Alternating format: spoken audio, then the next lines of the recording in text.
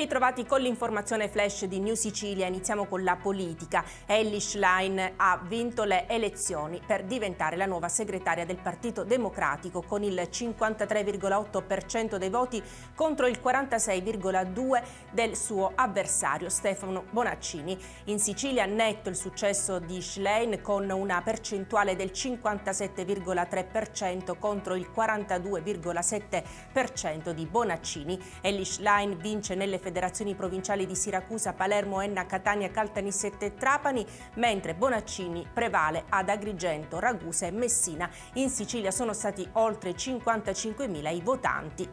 Giriamo pagina, tragica morte nel Ragusano. Ieri sera lungo la strada provinciale 25 Ragusa Mare si è verificato un incidente stradale mortale. Secondo una prima ricostruzione, un uomo di 47 anni di origini tunisine è stato travolto da un'auto in transito in direzione Marina di Ragusa mentre stava attraversando la carreggiata vicino a un noto resort. La vittima era appena scesa dall'auto e stava parlando al cellulare nel momento in cui è stata investita. Rientra in azione la banda degli spaccavetrine che diversi anni fa ha fatto parlare molto di sé per diversi colpi messi a segno a Palermo. In questo caso è stata presa di mira una pizzeria polleria in Viale Strasburgo. I ladri hanno frantumato i vetri dell'ingresso e hanno portato via la cassa, all'interno della quale però c'erano solo poche centinaia di euro. Si indaga sull'identità degli autori.